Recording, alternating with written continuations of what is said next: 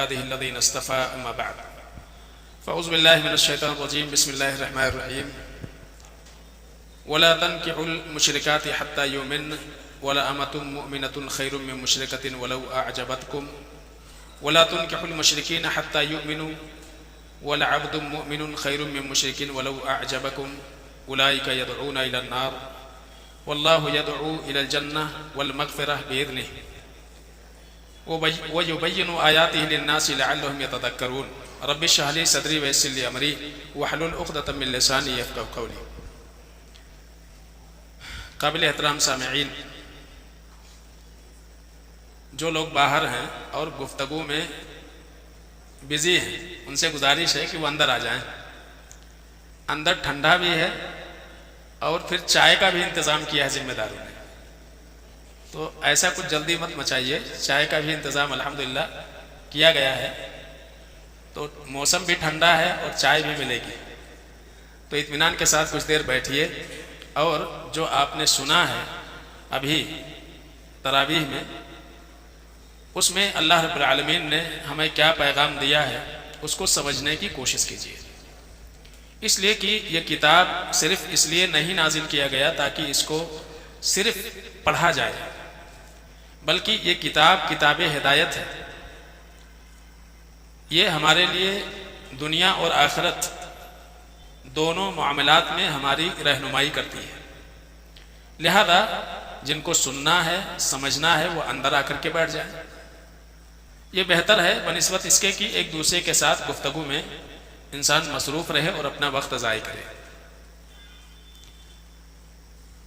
हज़रत गिरामी, जो पारा आज आपने समाअत किया है, बहुत सारे अहकाम व मसाइल अल्लाह ताला ने उसमें बयान किए।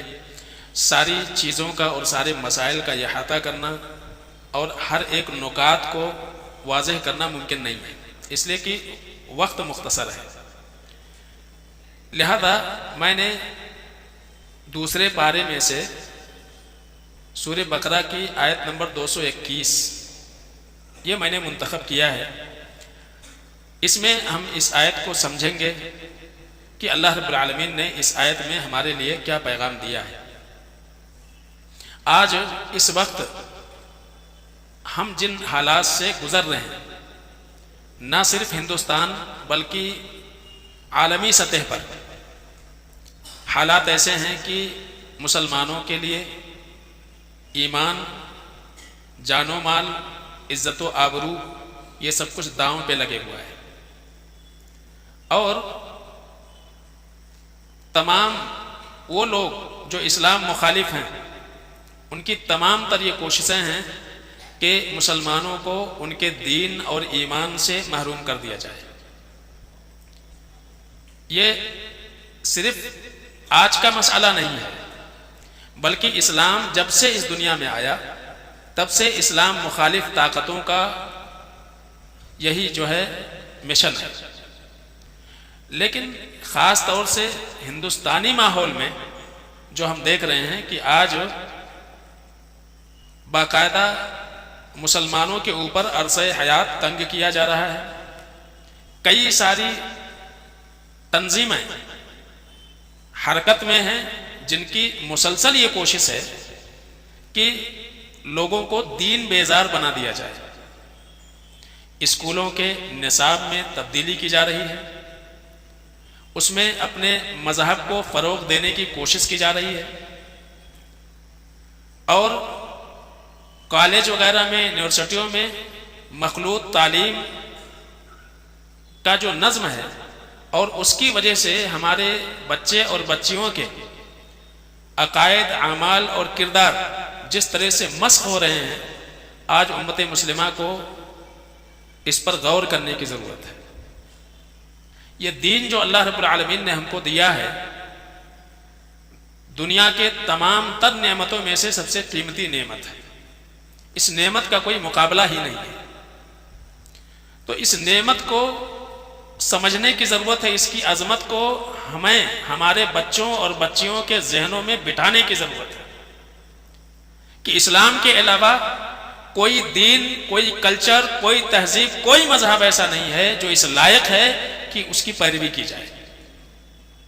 ये बचपन से हमें हमारे बच्चियों और बच्चों को इसी नहज पर तरबियत करने की ज़रूरत है।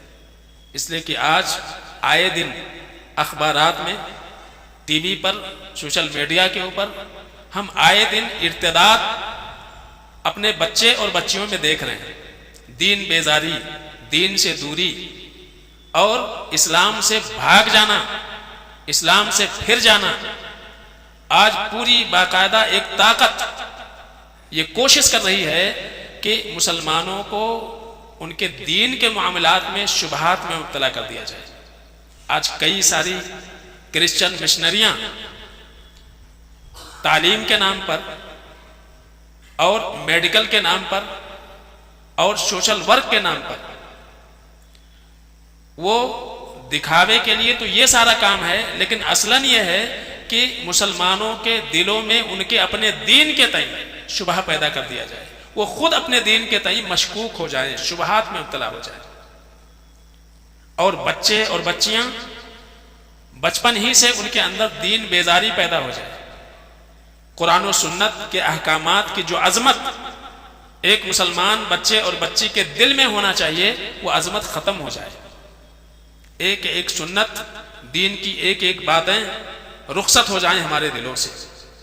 आज एक तालीम याफ्ता तबका जो अपने आप को इस्लाम से मुंसलिक समझता है, आज किताबुल्लाह सुन्नत रसूल के कई अहकामात के बारे में वो शख्स शुबहात में मुब्तला हो रहा है। पढ़ा लिखा, वो किसी कॉलेज में लेक्चरार हैं, किसी यूनिवर्सिटी में वो टीचर हैं, बच्चों को पढ़ा रहे हैं, लेकिन चूंकि उनकी बुनियादी तालीम किताब व सुन्नत की जो तालीम उन्हें मिलनी चाहिए वो मिल ना सकी। उनका उठना बैठना जिनके साथ हुआ, उनके ताल्लुकात जिनके साथ रहे, वो गैर थे और वो उनके कल्चर और तहजीब से इस कदर मुतासिर हुए कि इस्लाम के कई सारे अहकामात पर वो खुद अब एतराज करने बैठ गए। तो दीन से फिर जाना, इर्तिदाद सिर्फ ये नहीं है कि एक आदमी इस्लाम छोड़ करके किसी मंदिर में जाकर के पूजा करने लगे या किसी मंदिर में जाकर के घंटा बजाए और किसी मूर्ति के सामने झुके। दीन से फिरना सिर्फ इसका नाम नहीं है। दीन से फिरना इसका भी नाम है कि एक इंसान किताब व सुन्नत में जो अहकामात हैं, उन अहकामात में से किसी भी हुक्म के तई वो शुबहात के अंदर मुब्तला हो जाए, उसके ऊपर वो एतराज करना शुरू कर दे। इस्लाम में तलाक का हक सिर्फ मर्दों को क्यों दिया गया, औरतों को क्यों नहीं? क्यों विरासत में औरतों को आधा हिस्सा दिया गया? क्यों मर्दों को 4 शादी की इजाजत दी गई, औरतों को क्यों नहीं? इस तरह के एतराजात और इस तरह के ख्यालात आज के दीन बेजार नौजवान तबके में, जिनकी इब्तदाई तालीम सही तरीके पर नहीं हुई दीनी एतबार से, आज वो इन शकूक व शुबहात के अंदर मुब्तला है। ये क्या है? ये सरासर इर्तिदाद है। तो आज दुश्मन मुखालिफ ताकतें वो इस पर मेहनत नहीं कर रही हैं कि आप दीन छोड़ दो, इसलिए कि उन्हें मालूम है कि एक मुसलमान को मस्जिद से निकाल करके मंदिर तक पहुंचाना ये थोड़ा मुश्किल काम है। तो उनकी ये कोशिश होती है कि वो ना मस्जिद के लायक रहे ना मंदिर के काबिल बचे, कुछ नहीं, वो ना इधर का रहे ना उधर का रहे। तो आज ये पूरी कोशिशें जारी हैं। आप देखिए कि स्कूलों में इस्लाम मुखालिफ तराने लाजिम करार दिए जा रहे हैं और तालीम के नाम पर इस्लाम मुखालिफ नारे जबरन या फिर उसकी अहमियत वाज़ेह करके और वो लगवाने की कोशिश की जा रही है। ये आज सारे जो हम हरबे देख रहे हैं, इसके पीछे मकासद क्या है? ऐसा नहीं है कि ये कोई नई चीज है। अल्लाह के रसूल सल्लल्लाहु अलैहि वसल्लम के सहाबा ने भी इसका सामना किया। अल्लाह के नबी सल्लल्लाहु अलैहि वसल्लम के ज़माने में भी कई ऐसे सारे उठे जिन्होंने नबूवत का दावा किया। यहूद का मामला ही था। आज कितनी सारी न्यूज़ हम इस बारे में सुनते हैं कि पूरी बस्ती या पूरा एक गिरोह, पूरी एक कम्युनिटी वो इस्लाम से फिर गई। ये हम सुनते हैं, दुख होता है, दिल खून के आंसू रोता है, या ऐसे हालात पैदा हो रहे हैं। कभी कभार कुछ बातें हकीकत पर मबनी होती हैं, कुछ चीजें ऐसी होती हैं जो दिल आजारी के लिए पेश की जाती हैं, हकीकत कुछ और होता है। ऐसा भी मामला था। इसलिए कि यहूद आपस में एक दूसरे से क्या कहते थे कि तुम बज़ाहिर इस्लाम कबूल करो और फिर इस्लाम से फिर जाओ, और जब कोई पूछे कि तुमने इस्लाम क्यों छोड़ा, तो कहते ना इस्लाम कोई ऐसा दीन है ही नहीं जिसकी पैरवी की जाए, या इस्लाम हमको समझ में नहीं आया। इस्लाम जिसको समझ में आ जाए, दुनिया की कोई ताकत उसको वहां से फेर नहीं सकती है। तो ये जितने फिरने वाले लोग हैं या जिनके बारे में हम सुनते हैं फिर गए, वो दरअसल इस्लाम उनके अंदर था ही नहीं। इसलिए अल्लाह के रसूल सल्लल्लाहु अलैहि वसल्लम हुदैबिया के मुकाम पर जब मुआहदा हो रहा था मुशरिकीन से और मुसलमानों से, तो वहां मुशरिकीन ने उस मुआहदे में एक शर्त रखी, अगर कोई शख्स मक्के से मुसलमान होकर के मदीना आएगा तो आपको उस मुसलमान को हमारे हवाले करना पड़ेगा, आप मदीने में नहीं रख सकते। लेकिन अगर कोई मुसलमान मुर्तद होकर के मदीना से मक्का आएगा तो हम उसको वापस नहीं करेंगे। अल्लाह के नबी ने कहा कि ठीक है, कोई बात नहीं। बाद सहाबा को अल्लाह के नबी सल्लल्लाहु अलैहि वसल्लम का इस शर्त को मानना नागवार लगा। हालांकि अल्लाह के नबी सल्लल्लाहु अलैहि वसल्लम के उस शर्त को गवारा कर लेना, आप सोचिए कि कितनी बड़ी बात थी कि जो शख्स मुर्तद हो जाए वो मुसलमान है ही नहीं, तो मुसलमानों को उसको लाने की फिक्र क्यों करनी चाहिए। जो अपना दीन छोड़ दे, जो लड़का जो लड़की अपनी दीन छोड़ दे, उसको लाने की इतनी फिक्र क्यों। अगर वाकई वो दीनदार होता या दीनदार होती तो दीन बेजार क्यों बनती। तो आज हालात जो है बहुत खतरनाक है, आज गौर करने की जरूरत है। आज इसको मोहब्बत के नाम पर हमारी बच्चियां ये इस्लाम मुखालिफ ताकतों का खिलौना बन जा रही है, और बाकायदा पूरी एक तंजीम इसके पीछे लगी हुई है। ये कोशिश की जा रही है, जिनके अंदर भी दीनी शऊर थोड़ा कम पाया जाता है, उन बच्चों और बच्चियों को अपने जाल में फंसा लिया जाता है, और फिर वो खून के आंसू रोते हैं, वो भी उनके माँ बाप भी। तो अभी हमारे सामने वक्त है संभलने का, और बहुत अफसोस होता है कि आज रुझान उमूमी तौर से वालिदैन का ऐसा बनता जा रहा है कि दुनियावी तालीम पर हमारी पूरी तवज्जो होती है। आए दिन मदरसे में ऐसे वालिदैन से सामना होता है जिनके बातों से यह लगता है कि उनको जितना दुनियावी तालीम से लगाव है उतना लगाव दीन के तालीम से नहीं है। दीनी तालीम से बस इतना लगाव है कि एक बच्चे को कुरान देख करके पढ़ना आ जाए। खाली देख करके कुरान पढ़ने से ये किताब फायदा देगी, वो बच्चा सही मानों में मुसलमान रहेगा पूरी जिंदगी, इस्लाम समझ में आ जाएगा उसको। और कितने सारे ऐसे वालिदैन हैं जो ये कहते हैं कि हमारा बच्चा सिर्फ कुरान पढ़ेगा, उसको दीनियात पढ़ाने की जरूरत नहीं है, दीगर एक्टिविटीज उससे कराने की जरूरत नहीं है जो दीन से मुताल्लिक है। ना अकीदा, ना मनहज, ना आदाब, न तरीके, न दुआएं, ना हदीस, ये बोझ है। इसलिए कि स्कूल में भी बहुत सारी चीजें हैं, बहुत सारी एक्टिविटीज हैं, बच्चों के लिए करना मुश्किल है। आप सोचिए वो बच्चा जिसके दुनियावी तालीम के ऊपर, जिसकी दुनिया बनाने के लिए आपने पूरी जिंदगी सर्फ की हुई है, आप उससे उम्मीद लगाते हैं कि आखिरत के मामले में वो बच्चा आपका मुआविन बनेगा, आपका साथ देगा।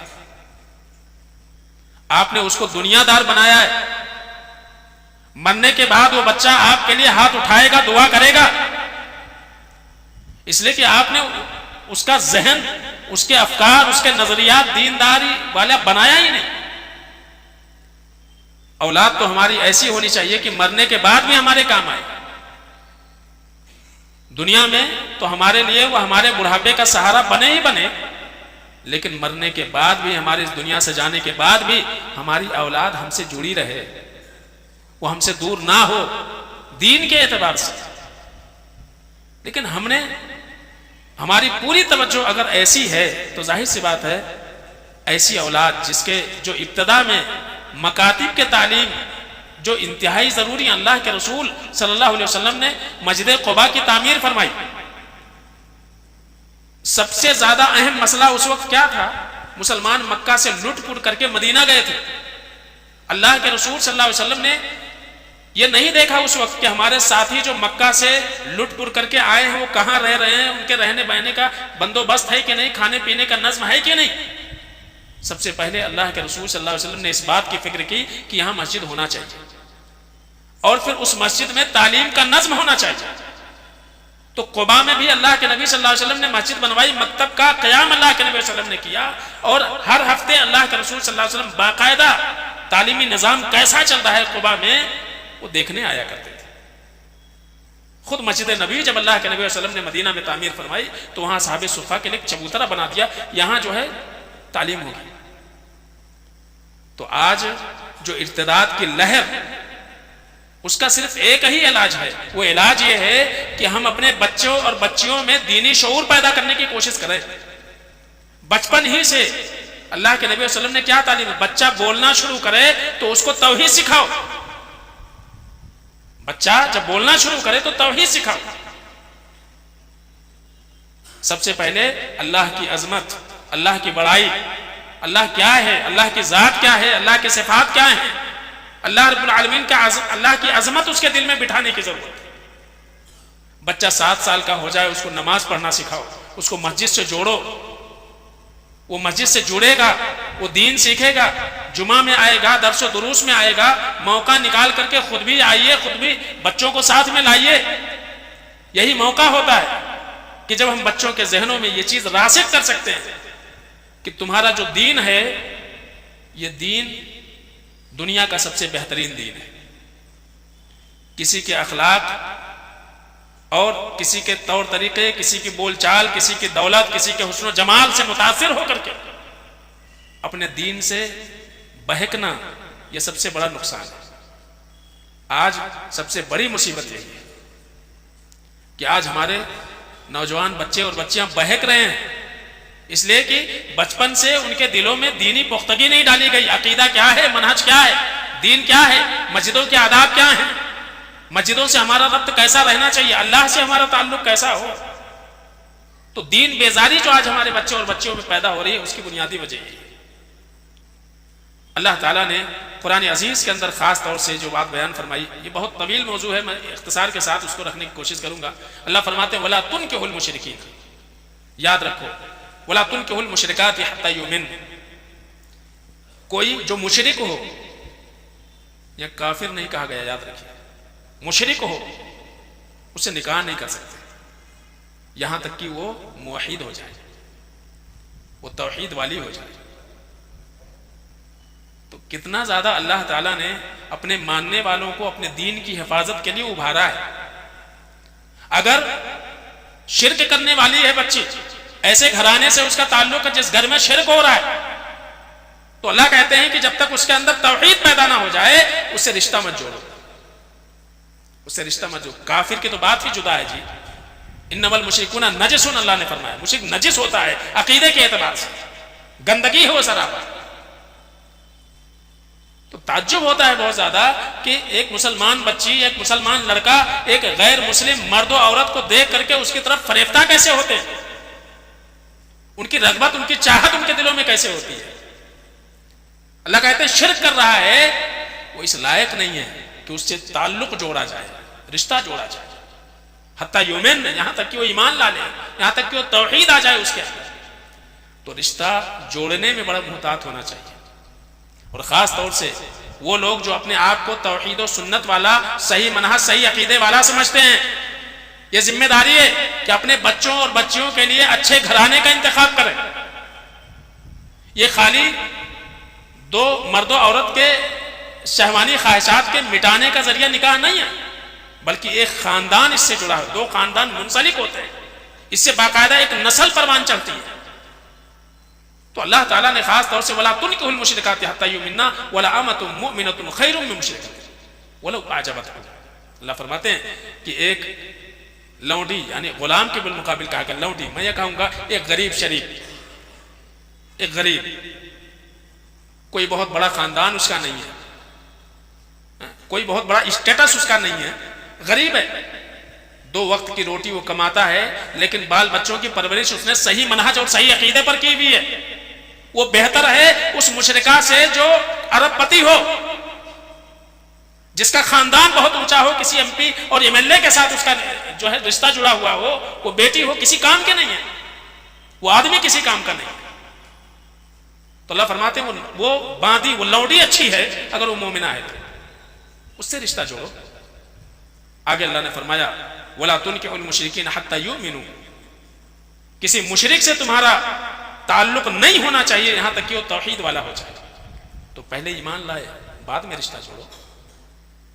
नहीं मुसलमान हो जाएगा, उसको इस्लाम समझाएंगे, आपके हाथ में। अल्लाह फरमाते हैं इन्नका ला तहदी मन अहबब्त वलाकिन्नल्लाह यहदी मन यशा। आप जिसे चाहें उसको सही रास्ते पर नहीं ला सकते, मोहब्बत के जाल में फंसा करके मुसलमान बना लेंगे, मुमकिन नहीं है, इसलिए कि बुनियाद ही गलत है। अल्लाह ने जिससे दूर रहने का कहा था तुम उससे जुड़े हुए, तो बुनियाद ही गलत है तुम्हारी, तो अल्लाह ने रोक दिया वलौ अअजबकुम, गर्चे तुमको पसंद लगे, अच्छे लगे, उलाइका यदऊना इलन नार, ये चाहे मुशरिका हो, मर्द हो या औरत हो, ये लोग तुमको जहन्नम की तरफ ले जाने वाले हैं। इनका अकीदा, इनका मनहज, इनका तरीका, ये सब इसलिए है कि तुमको जहन्नम पहुंचा जाए। और वल्लाहु यदउ इलल जन्नति वल मग़फ़िरा बिइज़्निही, अल्लाह ये चाहता है कि तुम अल्लाह की जन्नत में आ जाओ। तो किधर जाना है? जन्नत लेनी है कि दुनिया में हुस्न जमाल पर फरेफ्ता होकर के अपने ईमान का सौदा करना है और जहन्नम हासिल करनी है? करना क्या चाहता है जैसे? यही वजह है कि आप देखेंगे कि हज़रत अब्दुल्लाह इब्न अब्बास रज़ी अल्लाह ताला वो कहते थे कि किताबिया से यानी यहूद और नसारा से भी निकाह नहीं कर सकते उनकी औरतों से, हालांकि कुरान में अल्लाह ताला ने इजाजत दी है। लेकिन अब्दुल्लाह इब्न अब्बास रज़ी अल्लाह ताला अन्हु, उमर बिन खत्ताब रज़ी अल्लाह ताला अन्हु के दौरे खिलाफत में जब उन्होंने अहले किताब के हालात देखे, उनके अकायद व नजरियात को देखा, तो कहा कि अहले किताब से भी निकाह नहीं कर सकते, मना किया हजरत अब्दुल्लाह इब्न अब्बास। यहां तक कि उमर बिन खत्ताब रज़ी अल्लाह ताला अन्हु का दौरे खिलाफत है, हजरत हुज़ैफा बिन यमान रज़ी अल्लाह ताला वो यमन गए और मदाइन गए, वहां उन्होंने एक यहूदन से रिश्ता कर लिया, जिनकी तरफ से गवर्नर थे मदाइन के। उमर बिन खत्ताब रज़ी अल्लाह ताला अन्हु को पता चला, फौरन जो है लेटर भेजा, खत लिखा और कहा कि फौरन उस औरत को तलाक दो। उन्होंने जवाबन लिखा कि क्या किताबिया से निकाह करना हराम है? जब ये जवाब पहुंचा तो उमर बिन खत्ताब रज़ी अल्लाह ताला ने फौरन एक और जवाब में लेटर लिखा और ये लिखा कि मेरा खत अपने हाथ में रखने से पहले उसको तलाक देकर आजाद कर दो। क्यों? वजह बयान की उमर बिन खत्ताब रज़ी अल्लाह ताला, कहा मुझे खतरा है कि कहीं ऐसा ना हो कि दूसरे मुसलमान भी आपकी इक्तदा में ऐसे ही यहूदन और नसरानी औरतों को तलाश करके उनसे निकाह करना शुरू कर दें, और फिर हो ये कि उनके हुस्न जमाल की वजह से जो मोमिन औरतें हैं उन पर उनको तरजीह दे जाने लगे, और जब हालात ऐसे पैदा हो जाएं तो मुसलमान और मोमिन औरतों के लिए इससे बड़ी मुसीबत क्या होगी। तो यहां देखिए सिर्फ और सिर्फ हुस्न जमाल की वजह से उनके अकायद में उतनी ज्यादा खराबी नहीं हुई थी जो आजकल है, लेकिन फिर भी उमर बिन खत्ताब रज़ी अल्लाह ताला ने निकाह करने से मना कर दिया और कहा तलाक। उसके बिलमुकाबिल शिर्क करने वाला, मज़ारों पर सजदे करने वाले, चादरें चढ़ाने वाले, तवाफ करने वाले, किताब और सुन्नत की मुखालिफत करने वाले रात दिन, उनके साथ अगर रिश्ता जोड़ें तब क्या बनेगा? जानते हैं हालात कैसी होगी? हालात इस तरह के होते हैं कि आदमी ये सोचता है निकाह कर लेंगे, लाके घर पे सुधार लेंगे, हैं? वो किसी भी मसलक से हो लाएंगे घर पे और उसको सुधार लेंगे। न सिर्फ उसको सुधारेंगे, ससुराल वालों को भी सुधार लेंगे। ऐसा इंसान का गुमान होता है। याद रखिए, अगर आप दीन में मजबूत हैं, दीनी एतबार से, जिससे आपने निकाह किया है, जिस घराने में किया है, दीनी एतबार से वो मजबूत नहीं है, तब तो मुमकिन है कि कुछ इस्लाह हो जाए। और या तो आपके अंदर दीनी एतबार से मजबूती नहीं है, लेकिन वो लोग जिस मसलक पे हैं वो मजबूत हैं, फिर मामला क्या होगा? उल्टा। फिर आप सीने पे हाथ बांधते थे, नाप पे आगे, समझ गए ना? याद रखिए इसको। हैं? फिर आप मजार पे नहीं जाते थे, अब कुंडा करेंगे घर में। हैं? हाँ। और फिर दूसरी तीसरी सूरत यह हो सकती है, आप भी अपने अकीदे और मनहज में मजबूत, और वो जहां से आई है वो भी अकीदे मनहज में मजबूत। अब लड़ो दोनों। अब क्या होगा? खाली लड़ाई। और इसका असर आपके इज़्दिवाजी जिंदगी पर बहुत ज्यादा पड़ेगा, ये समझ लीजिए। अब यहां क्या होगा? ना वो आपकी सुनेगी, ना आप उसकी सुनेंगे। तो किसी मसले में वजू टूटा या नहीं टूटा, झगड़ाते रहो। गुसल वाजिब हुआ नहीं हुआ, झगड़ते रहो, इसलिए कि वो बिल्कुल मजबूत होकर के आई है और आप भी मजबूत है। ना वो मानेगी ना आप मानोगे। तब क्या होगा? जिंदगी आपकी बिखर जाएगी। इसलिए शरीयत ने मना किया है कि जब भी रिश्तेदारी के लिए रिश्ता चुनो, किससे अपने ताल्लुकात उस्तवार करना चाहो, तो ये देख लो कि वो घराना कैसा है, दीनदार है या नहीं। दीनदार है कोई मसला नहीं, बाकी दूसरी चीजें देखने की जरूरत नहीं। आप कबूल करो रिश्ता, लड़का हो या लड़की। तो यहां खास तौर से पैगाम यह है इस आयत में कि हमें जो दीन अल्लाह ने दिया है, जिस दीन के हम पाबंद हैं, वो दुनिया की सबसे बड़ी नेमत है। उससे बेहतर कोई कल्चर नहीं, कोई तहजीब नहीं, कोई दीन नहीं। लिहाजा किसी के बसान अपने दीन ना बेचे, अपना ईमान ना बेचे, उसका सौदा ना करे, अपने आप को बचाए, अपने बच्चियों को उनको बचाने की फिक्र करे। खास तौर से मकातिब की तालीम पर तवज्जो दे, उनके अकीदे और मनहज को मजबूत करने के वसाइल मुहैया करे, अहले इल्म से उनको जोड़े, मस्जिदों से उनका रब्तो ताल्लुक मजबूत करे, ताकि उनको कोई बिगाड़ ना सके। अच्छे लोगों की सोहबत में रहें, ऐसा उनका जहन बनाए। ये सारे वसाइल हैं, ये इलाज हैं। और अल्लाह ताला से दुआ करें, इसलिए कि बगैर अल्लाह रब्बुल आलमीन के तौफीक के कुछ नहीं हो सकता है। तो आज का जो दौर है ये इंतहाई खतरनाक दौर है। इसमें अपने आप को, अपने आने वाली नस्लों को ईमान और अकायद के एतबार से बचाने की बहुत ज्यादा जरूरत है। अंबिया जिनके ऊपर अल्लाह ने दीन नाजिल किया, उस दीन पर खुद ईमान लाए, उसके ऊपर अमल किया, लेकिन फिर भी अपने दीन के तई, ईमान के तई वो कितने ज्यादा हसास थे। अल्लाह ने जिक्र किया है हजरत इब्राहिम अलैहिस्सलाम के दुआओं का, वजनुबनी व बनिया अन नअबुदल असनाम। अल्लाह मुझे, मेरी आने वाली नस्लों को अल्लाह बुतों की परस्तिश से बचाना। वो दुआ कर रहे हैं। हजरत इब्राहिम, हजरत याकूब अलैहिस्सलाम के दुआओं का अल्लाह ने जिक्र किया, ववस्सा बिहा इब्राहिम व बनीही व याकूब। वसीयत किया कि ऐ मेरे बच्चों, अल्लाह ताला ने तुम्हारे लिए इस्लाम को पसंद किया है, कोशिश करना कि पूरी जिंदगी इसी दीन के ऊपर रहना, वसीयत करके जा रहे हैं। तो आज तो फितनों का दौर है। इस दौर में हमें अपने औलाद के तई कितना हसास और फिक्रमंद होने की जरूरत है, बहुत ज्यादा जरूरी है। अगर आज हमने गौर नहीं किया, तवज्जो नहीं दी, उनके दीनी तालीम पर हमने मेहनत नहीं की, उसके लिए कोशिश नहीं की, तो यकीनन एक दिन आएगा जब हम खून के आंसू रोएंगे। अगर अल्लाह ना करे वो बिगड़ गए और बिगाड़ के रास्ते पर चले गए, वो बहुत तकलीफ दे सूरत हाल होती है वालिदैन के लिए। अल्लाह से दुआ है कि अल्लाह आलमीन हम सबको समझने, अमल करने की तौफीक अता फरमाए। आमीन या रब्बल आलमीन।